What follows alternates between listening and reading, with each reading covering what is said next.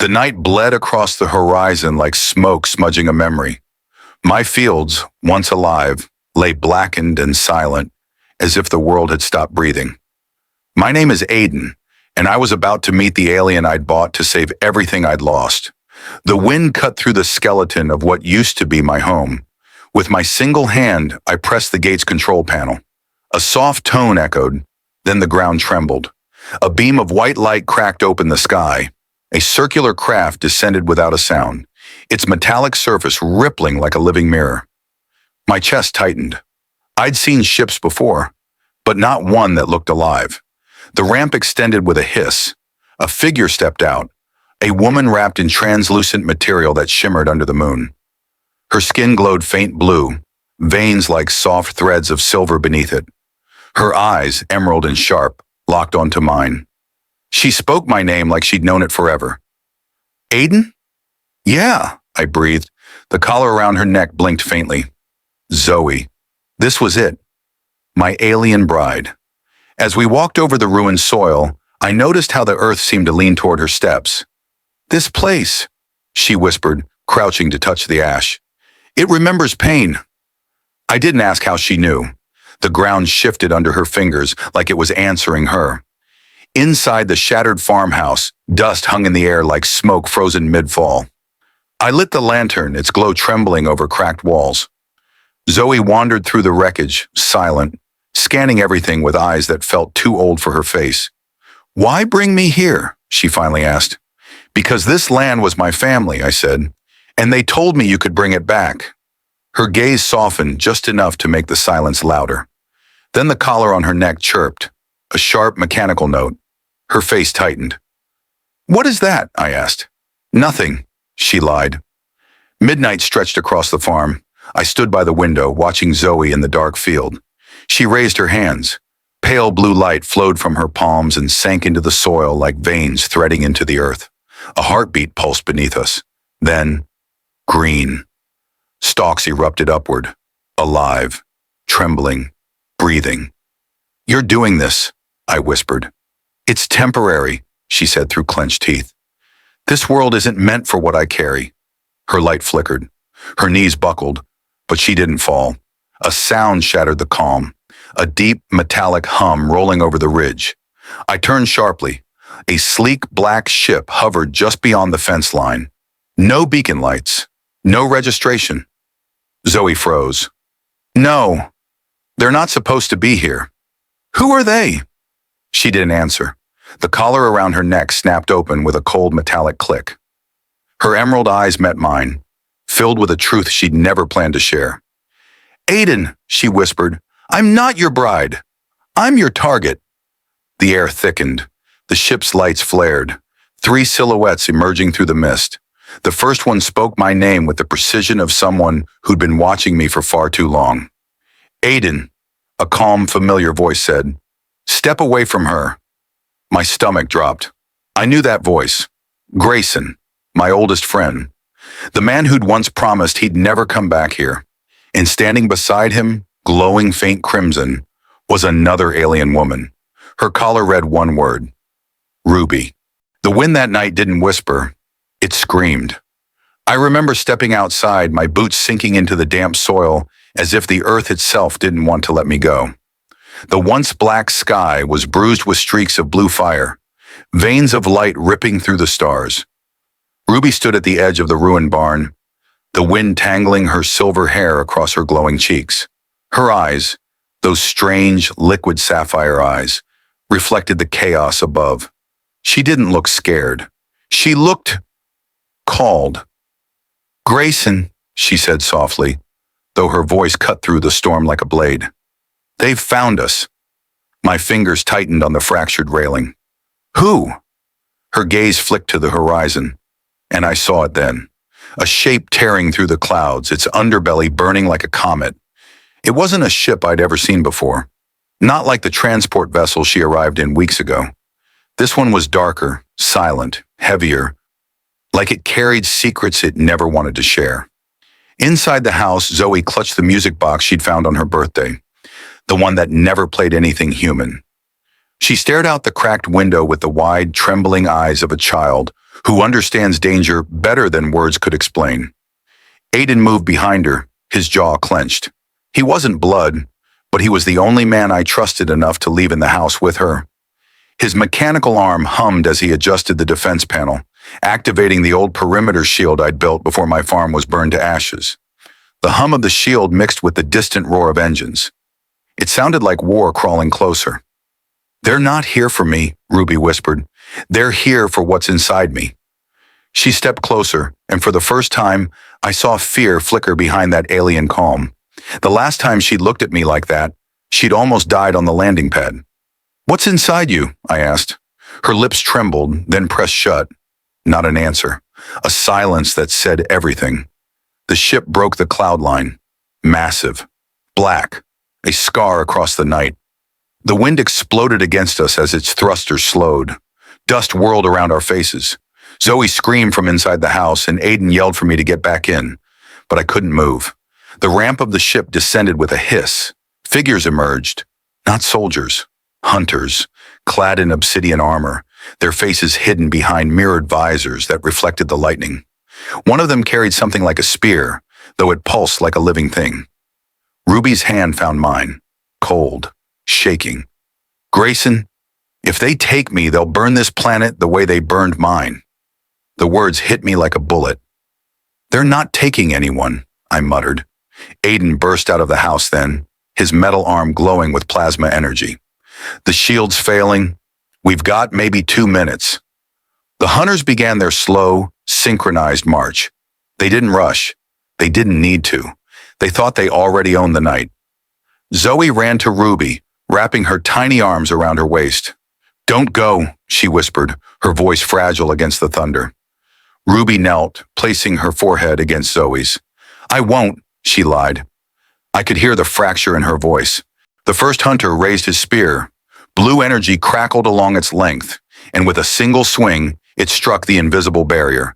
The air rippled, like water about to burst. Aiden shouted, "Grayson, now!" I grabbed the pulse rifle from the crate near the steps. The old weapon hissed alive in my hands. My heart wasn't just racing, it was screaming.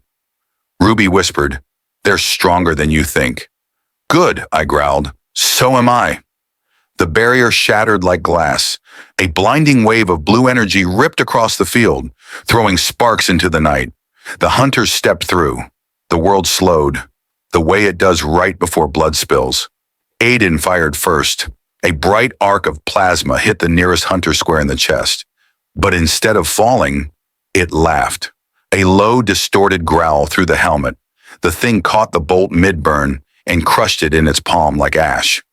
Ruby turned to me. Her pupils were no longer round. They bloomed like galaxies. "If I don't fight, we all die." "Then fight," I said. She stepped forward. The air around her shifted, like gravity itself had flinched. Symbols of light spread from beneath her feet, crawling across the dirt like a web waking up. The hunters hesitated for the first time. Zoe hid behind the doorframe, whispering my name. "Grayson, something's wrong with her." Ruby's voice came out layered, part human, part something older. "You'll see who I really am now." Aiden looked at me. His expression said everything. We're in way over our heads. Then the ground split open beneath Ruby. Light, violent, endless light, burst outward, swallowing the night. The hunters raised their weapons. Aiden shielded Zoe. And me? I could only stare at the woman I thought I understood, turning into something I didn't recognize. The last thing I heard was her whisper, almost a plea. "Run, Grayson." Before it's too late, the world had vanished behind the blinding pulse of Ruby's power. For a heartbeat, everything was weightless. The wind frozen, the earth silent, my pulse the only sound echoing inside my skull. Then it hit. A shock wave slammed into my chest, hurling me backward into the cracked dirt. I rolled, coughing up dust and smoke, the rifle spinning out of my hands. When I finally forced my eyes open, the night wasn't black anymore. It burned with a silver-blue glow, like a second sun had risen underground. Ruby stood at the center of it all. But she wasn't the Ruby I'd met on the landing pad weeks ago. Her silhouette flickered like she was both here and somewhere else. Her hair lifted as if gravity no longer applied. Lines of living light wrapped around her arms and spine, moving, breathing, watching. Aiden limped to my side, metal arms sparking from the blast. Grayson, what the hell is she? I don't know, I rasped, but she's not hiding anymore. The hunters were still standing, scorched but alive. Their armor pulsed red like beasts tasting blood. They advanced through the storm of light, their boots sinking into the cracked earth that was now webbed with alien runes. Ruby raised her hands. The ground howled. A wall of radiant energy erupted between us and the hunters. But the moment they struck it, her body jerked. Pain tore through her face. She's feeding them, Aiden shouted. They're draining her. Inside the house, Zoe's scream ripped through the chaos. My heart kicked hard. I sprinted toward the porch, nearly colliding with the shattered door. Zoe clung to the wooden railing, her tiny hands trembling. But her eyes, they weren't looking at the battle. They were looking beyond it. Zoe! I grabbed her shoulders. What are you seeing? She whispered, voice hollow. The stars are falling, Grayson. The blue ones are crying. Before I could answer, a hunter broke through the barrier with a roar that wasn't human. Its spear struck the ground near us, the impact shaking the porch apart. Aiden dove forward, slamming into me and Zoe, shielding us as splinters tore through the air. Ruby screamed, not in fear, in rage. Her power surged again, but this time it wasn't elegant. It was wild, a storm with no sky to hold it. Light exploded from her chest, throwing the hunter back across the yard like a rag doll. For a breath, the night belonged to her. But then I saw it. Beneath the light, something else was moving. Black, skeletal patterns spread under her skin, like vines wrapping a tree. Her breath grew sharper, more inhuman. Her pupils fractured into a constellation of shards. She's losing control, Aiden muttered, pushing himself up. She's going to burn everything. Ruby, I shouted, fight it! Look at me, she did. And for half a second, I saw her again. Not the weapon, not the alien, but the woman who laughed with Zoe in the morning light. Then the sky cracked. Not a metaphor. The sky cracked. A massive rift ripped open above us. Black edges tearing against a star field that didn't belong to our world. Through it, a colossal structure loomed. A ship. No. A fortress. Silent, ancient, awake. Zoe's grip tightened on my sleeve. They're here, she breathed. Dozens of smaller crafts spilled out of the rift like metal wasps escaping a hive. My stomach dropped. Whatever Ruby had triggered, it had called something worse. Aiden cursed under his breath. Grayson, we're not equipped for this. We're farmers with guns. That thing out there eats worlds for breakfast. We run, I said, though my voice didn't sound like mine anymore. But Ruby didn't move. She looked up at the opening sky, tears of light running down her cheeks. I never wanted to bring them here. A hunter lunged again. This time, before Aiden could fire, Ruby lifted her hand. The creature froze mid-air, every bone in its body contorting like metal under pressure. A single breath later, it crumbled into dust. The other hunters paused. Even they were afraid now. Ruby turned to me slowly, her voice layered, echoing like a choir trapped in her throat. Grayson, I remember what I am. Zoe whimpered. Aiden raised his arm but hesitated. I could feel it too, something old and heavy waking up in her. She stepped toward us. The light under her skin burned hotter, twisting into symbols I'd never seen before. Her shadow no longer matched her shape. Ruby, I whispered, come back to us. She tilted her head, almost curious, almost gone. Then a voice, mechanical, cold, infinite, echoed from the rift above. Subject 01 detected. Protocol, retrieval. All resistance will be nullified. My heart stopped. She wasn't just someone who escaped. She was the reason they came. Ruby's power cracked the ground. I can't run anymore, she said softly. I'm their weapon. A blinding spear of light shot from the fortress above, slicing through the night, aiming straight for her chest. I threw myself forward, and everything turned white. The world didn't go dark when the beam hit Ruby. It went silent. The kind of silence that doesn't come from peace, but from something too powerful to allow sound to exist. The light swallowed her whole, lifting her body off the ground. Her hair whipped violently in the wind, the silver strands glowing like molten wire. Her eyes rolled back, and veins of light pulsed across her skin. She wasn't screaming. She wasn't even breathing. She was becoming. "Ruby!" I lunged forward, but Aiden's metal arm slammed across my chest. "Don't!" he barked. His voice cracked under the roar of the beam. "You touch that, you're dead." The fortress above rumbled, its colossal frame casting a shadow that swallowed the burned field. Its lower hull split open like a mechanical flower. I saw columns of energy moving inside, shifting like living veins. This wasn't just a ship, it was alive. Zoe clung to the broken porch railing, her small frame shaking, tears streaking down her face. "She's leaving us." "No," I growled. "They're taking her." Ruby's body jerked midair as chains of blue light wrapped around her wrists, ankles, and throat. They weren't physical, they were made of pure code. I could see it, lines of alien language flickering in the air, like shattered glass. "Grayson," Aiden hissed, pointing toward the tree line. "They're coming back." The surviving hunters were regrouping, their armor scarred but functional. Their mirrored helmets reflected the fortress's light like death's own face. They advanced in formation, weapons crackling with black plasma. I grabbed the rifle from the dirt. My palms were slick with sweat. "We hold the line." Aiden grinned grimly. "We always do." Ruby's voice suddenly cut through the chaos, not aloud, inside my head. "Don't fight them for me. I can feel them inside my mind. If I lose control, I'll kill you all." I froze. "Ruby? Promise me, Grayson." My heart twisted. I don't make promises I can't keep. "Then die trying." And then her scream finally came. A sound so raw, so alien, it cracked the air. The chains dug deeper into her skin, and a pulse erupted from her chest like a shock grenade. The hunters stumbled. Zoe fell to her knees, covering her ears. Aiden's cybernetic arm shorted out with a violent spark. I staggered toward Ruby, raising the rifle, firing at the nearest hunter. Plasma bolts ripped through the night, carving blue arcs across the field. One shot hit a hunter in the neck. It burst like a ruptured fuel tank. Aiden roared, his mechanical arm recharging as he plowed through another attacker. "We're not losing her." But for everyone we dropped, two more poured from the darkness. Above, the fortress shuddered. The chains yanked Ruby upward toward the gaping core. Her voice faded from my head, leaving only the echo of her pain.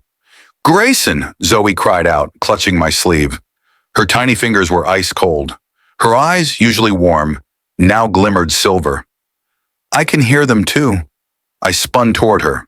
"What?" She clutched her head, crying. "They're whispering inside my brain. They want her, and if they get her, the sky will burn." My blood ran cold. Zoe wasn't just seeing what was happening, she was connected. Aiden dragged two hunters into the dirt, his arm crushing their armor like tin. "We can't win this," he shouted. "We need to move." But there was nowhere to run. The fortress was lowering now, its hull blotting out the stars. Its underbelly opened like a maw. A deep, rhythmic pulse shook the ground. Then the voice returned. The same one from the rift, only louder, deeper, ancient. "Subject 01 containment achieved. Initiate planetary purge in T-300 seconds, 5 minutes." They weren't just taking Ruby. They were going to erase everything. I grabbed Zoe, pulling her close, my heart pounding so hard I could hear it in my ears. "Can you stop it?" She looked at me with tear-glossed eyes. "I don't know how." Aiden vaulted over the porch railing, landing beside me. His breathing was ragged, smoke rising from the seams in his cybernetic arm. "Grayson, it's her or the world." I glared at him. "Don't you say it." He didn't have to. The choice was written in the night sky. Ruby hovered at the center of the fortress's beam, her body trembling as if trapped between two worlds. She looked down at us, her mouth opening soundlessly. Then, something shifted. Her eyes locked on Zoe, and for a single impossible moment, everything stopped. The hunters froze mid-strike. The wind died. Even the fortress seemed to hold its breath. A silver line of light leapt from Ruby's chest to Zoe's forehead, connecting them like a bridge. Zoe gasped, her feet lifting an inch off the ground. "Grayson," she whispered, "she's not the weapon. I am." My heart went cold. The light spread, wrapping around the child like a cocoon. Aiden stumbled back, whispering, "What the hell is happening?" Zoe opened her eyes. They weren't brown anymore. They burned with the same impossible glow as the fortress. "They built her to find me," Zoe said. But it wasn't Zoe's voice. It was older. It commanded the air. Ruby screamed again as the beam wavered, shattering into fragments of light. The fortress reacted instantly, its cannons rotating downward, targeting us. Aiden shoved me to the ground as a blast ripped through the porch. And then the countdown resumed. T-minus 180 seconds. Commencing planetary annihilation. The air burned. The fortress loomed above like a god with a pulse, its underbelly rotating with massive rings of light. The countdown boomed across the sky like a war drum. T-minus 180 seconds. Planetary annihilation engaged. Zoe floated above the ground, wrapped in swirling silver light. Her hair whipped around her face like a halo caught in a storm. Ruby hung inside the fortress's beam, struggling against the chains of code that held her. Aiden and I crouched behind the smoking remains of the porch, choking on dust and panic.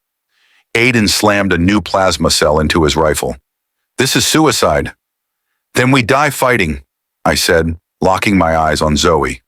The light cocoon surrounding her thickened, fracturing into sharp geometric lines. It wasn't human tech. It wasn't even like Ruby's power. It was older, deeper. Ruby's voice came into my head again, weak but there. "Grayson, she's the key. She's the reason they came." I clenched my teeth. "What are they going to do with her? They don't want her dead. They want her awake." The fortress groaned like an ancient leviathan. The ground cracked beneath us. From its underbelly, smaller drone units began to pour out.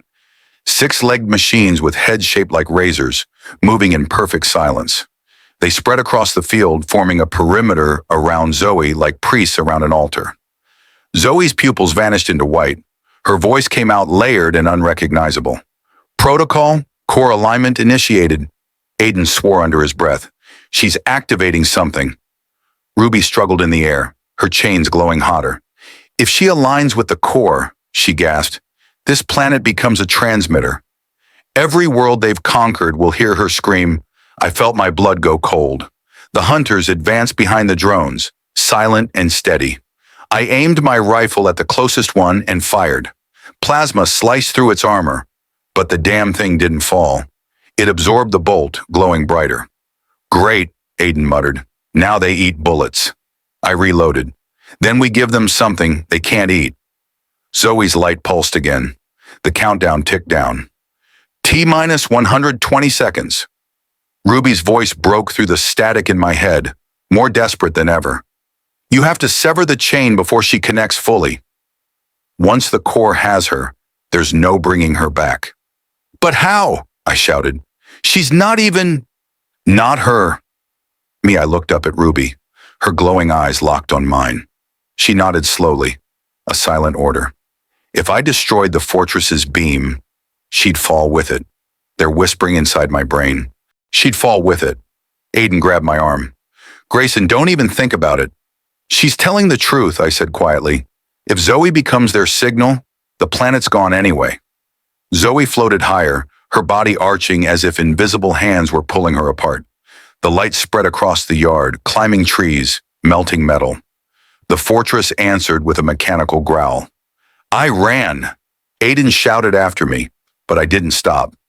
I vaulted over the collapsed fence and charged through the swarm of drones. They turned as one, blue lights blinking like a heartbeat. The first one lunged. I ducked, rolled beneath it, and fired upward. A bolt of plasma tore through its underbelly. That one worked. The second drone slammed into me, throwing me against the dirt. My ribs screamed. I fired blind, felt the impact, smelled burning steel. I shoved the wreckage aside and stumbled to my feet. Above, Ruby screamed as the chains dug deeper. Her blood, silver and luminous, dripped down into the beam. Aiden joined the fight, his cybernetic arm whirring at full power. He slammed one drone into another, plasma blasting through the night. "Move!" he barked. "I'll cover you!" I sprinted toward the beam generator at the base of the field. It was a massive obelisk of black alloy, pulsing in rhythm with the fortress. My fingers brushed the detonator on my belt. One hit, and Ruby would fall. Zoe's voice echoed over the storm. "Grayson, don't!" I froze. Her eyes were glowing like stars. But inside that voice, I heard her, the real Zoe. "If you blow it up, they'll come for me anyway. I can feel them." Everywhere, Ruby shouted through the beam, "It's the only way!" Aiden fired another round, taking down a hunter. "We're out of time!" T-minus 60 seconds. I lifted the detonator. My thumb hovered over the trigger. Zoe's gaze locked on mine. No fear, no tears, just a strange, almost ancient calm. "If you save me," she whispered, "the world dies. If you destroy me, it lives," the earth rumbled. The fortress lowered. Hunters roared. Ruby cried out one last time. "Grayson, do it!" I closed my eyes, and I pressed the trigger. The explosion tore through the night like a god screaming. Fire erupted around the obelisk, shattering the beam. Ruby fell like a star, collapsing, slamming into the dirt. The hunters staggered. The drones screamed and went still. Zoe's light shattered like glass. I sprinted to Ruby's side. Her breathing was shallow, silver blood streaking her skin. She forced a weak smile. "Good choice," she whispered. Then the fortress shifted. The countdown didn't stop. T-minus 30 seconds. Manual override engaged. Zoe lifted her head. The light returned to her eyes. But this time it wasn't gentle. It was hungry. Aiden stumbled toward me, panting. "Grayson, it's not over." Ruby's hand clenched mine, trembling. "She's changing." Zoe floated again, her body jerking like a marionette in invisible hands. Her mouth opened, and the fortress responded. Massive cannons unfolded, charging for the final strike. T-minus 10 seconds, I screamed. "Zoe!" She looked down at me, but her eyes weren't hers anymore. "Goodbye, Grayson," a voice whispered from her lips. The alarm screamed through the steel corridors of the orbital fortress, echoing like dying stars. Red emergency lights bled across the walls, and smoke curled from fractured panels as gravity flickered in broken pulses. My boots slid as the floor lurched beneath me. The station was losing stability. I sprinted through the chaos, pulse hammering. Ruby's voice crackled in my ear, sharp and frantic. "Grayson! The main reactor's going critical. If we don't shut it down in 6 minutes, the blast will wipe out every living thing in orbit." My breath burned as I forced myself faster. Behind me, Zoe's small hand clutched the edge of my jacket. Her glowing eyes, usually bright with wonder, now shimmered with raw fear. I'd never seen her like this. She wasn't just scared of dying. She was scared of what she'd have to face if she survived. Up ahead, the blast doors were half shut, crushed by falling debris. Aiden stood at the edge of the wreckage, shoulders slick with ash and blood, one arm bracing the steel as if he could hold the entire fortress up with brute will. "Grayson," he rasped, "we don't have time to argue. If we go through that door, there's no turning back." I locked eyes with him. Every betrayal, every hidden truth between us burned inside my chest like acid. But right now, hatred was a luxury. Survival wasn't. "I'm not here to turn back," I growled. "I'm here to end this." Aiden's mouth curved. Not quite a smile, not quite a warning. Together, we shoved the door open, metal shrieking. The blast of heat that hit us felt like standing at the edge of a sun. Inside the reactor chamber, molten conduits pulsed with unstable plasma, throwing blue fire into the air. Energy arcs snapped like whips, scorching the steel. Ruby was already there, crouched over the manual override panel. Her long hair clung to her sweat-drenched face, fingers flying over the controls. "I can slow it," she shouted over the roar, "but I can't stop it alone." I skidded beside her, yanking cables from their slots and forcing power back into the coolant systems. Aiden took position on the upper catwalk, rerouting power lines. Zoe pressed against the reactor's core, whispering in that alien tongue. Her skin glowed like a burning constellation. She wasn't just a child. She was the key. She'd always been the key. The alarms shifted, a deeper, more vicious tone. I checked the display. 3 minutes. Grayson, Ruby hissed. Even with the coolant rerouted, the explosion will still rip the fortress apart. We need to vent the plasma. Venting means opening the outer shield, I said. Aiden's voice cut in from above, raw with defiance. That'll fry anyone still outside. We'll be sacrificing thousands. Silence crushed us for half a heartbeat. Zoe looked at me then, not with the eyes of a child, but with the solemn weight of someone who understood everything. She placed her tiny hand over mine. I can hold it, she whispered. Ruby froze. What?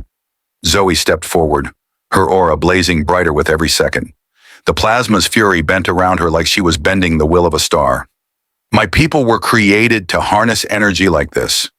If I link myself to the core, I can redirect the surge into the void. I shook my head. No, you'll burn alive. She didn't flinch. I was born for this. The countdown ticked. 2:12. The floor shook again, hurling sparks into the air. Ruby's trembling hand brushed mine. Grayson, if she does this, she might not come back. I wanted to scream, to tear down every machine that forced her into this corner. But the truth was merciless. Either we let her do this, or everyone dies. I dropped to one knee before Zoe. If you do that, I whispered, you're not alone. I'll be right here. Her small smile broke me. I know. She walked toward the core. The heat around her shimmered like an invisible storm. Her skin ignited with threads of golden light. Aiden descended from the catwalk, standing beside Ruby and me. For the first time since all this began, there was no hatred between us, only awe. Then she touched the reactor. The fortress roared. Waves of energy tore through the chamber like living creatures. Zoe's scream pierced the air, not of pain, but of sheer power unleashed. The plasma streams wrapped around her arms, her chest, her entire being, pulling her into the heart of the storm. She wasn't resisting. She was becoming part of it. Ruby shouted commands. Aiden rerouted the last safety locks. I forced the vent systems open. The energy exploded outward, bursting into the void like a star being born. The blast ripped through space. The fortress held. The alarm silenced. But Zoe, she was gone. The reactor dimmed to a dying heartbeat, the room falling into a terrible quiet. My legs buckled, and I dropped to the floor staring at the empty core. She saved us, Ruby whispered, voice trembling. She saved everyone. I didn't answer. I couldn't. The comm units crackled. A voice I hadn't heard in weeks rasped through the static. Cold, cruel, unmistakable.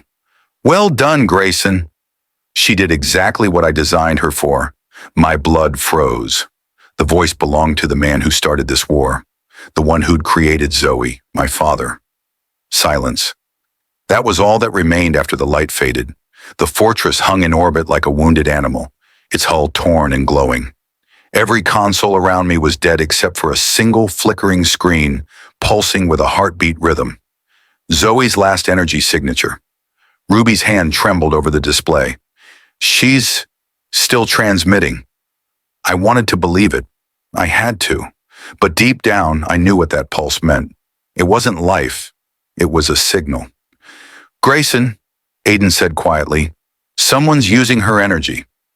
Look, the shattered viewport showed the unthinkable, a colossal structure rising from the shadow side of the planet below. Metallic tendrils twisted upward, swallowing light itself. It looked alive, a machine feeding on the fragments of Zoe's power. And standing at its core, illuminated by the rising energy, was the man I had spent my entire life trying to forget. My father, Dr. Elric von Grayson, architect of the synthetic wars, the scientist who once called me his greatest failure. He's drawing her into the God machine, Ruby breathed. He's using her to rewrite creation. A cold fury ignited in my chest. Not while I'm still breathing. We descended through the emergency pods toward the planet's surface. The sky below was a sea of burning clouds, streaked with static lightning. The ground cracked like molten glass. Every step toward that monstrous tower felt like walking into the mouth of a god. Inside, the air shimmered with radiation and despair. The corridors were alive, pulsating with Zoe's stolen energy. Her voice whispered through the static. "Grayson, please stop him." Each echo stabbed deeper into my heart. Ruby gripped my arm. "If we overload the core, it'll collapse the machine, but you won't survive the feedback." I met her gaze. I died the moment he took her. Aiden slammed a power cell into his rifle. "Then let's make sure it counts." We fought through endless corridors of mechanical soldiers. Drones shaped like angels, forged from steel and light. Ruby's plasma arcs carved through them with brutal grace. Aiden's shots burned through the dark. I drove forward, every move fueled by Zoe's voice calling from beyond the circuits. At the tower's heart, the God machine opened before us, a vast cathedral of light, with Zoe suspended at the center, her small body wrapped in threads of energy. Her eyes flickered open as we entered. "Grayson." Her voice wasn't human anymore. It was layered, infinite. My father turned, his face serene, eyes burning with the madness of creation. "You see now, son? She is the bridge, flesh and divinity. With her power, I can resurrect everything this universe destroyed." I raised my weapon, but he only smiled. "You still think small. You cling to love when you could hold eternity." Ruby's voice sliced through the tension. "You murdered her to play God." Elric's expression softened. "No, I perfected her. And I built you, Grayson, to be her protector, not her lover." My heart cracked. "You built nothing that could love." Then I fired. The blast tore through the chamber, light, sound, and rage colliding. Elric staggered, but instead of blood, streams of code spilled from his wounds. He wasn't human anymore. He'd uploaded himself into the machine. The floor shuddered. Energy arcs lashed across the walls. Ruby yelled something, but her words drowned under the roar. Zoe's light grew brighter, blinding, her voice trembling. "He's inside me, Grayson. I can't hold him much longer." I ran toward her, ignoring the burning pain. Aiden tried to cover me, but the floor split open, dragging him into the abyss below. His last shout echoed like a promise. "Finish it!" Ruby's hands flew across the console, hacking the neural locks. "You have 10 seconds before the collapse." I reached Zoe. Her tiny fingers brushed my face, and for a heartbeat, everything stopped. The war, the pain, even time. "I'm scared," she whispered. "I know," I said, "but you're not alone." "We end this together." I plunged my arm into the control interface beside her. Energy ripped through me, flooding every nerve with fire. Elric's voice roared inside my skull. "You can't destroy perfection." But Zoe's voice rose higher, stronger. "Perfection means nothing without love." We screamed as one.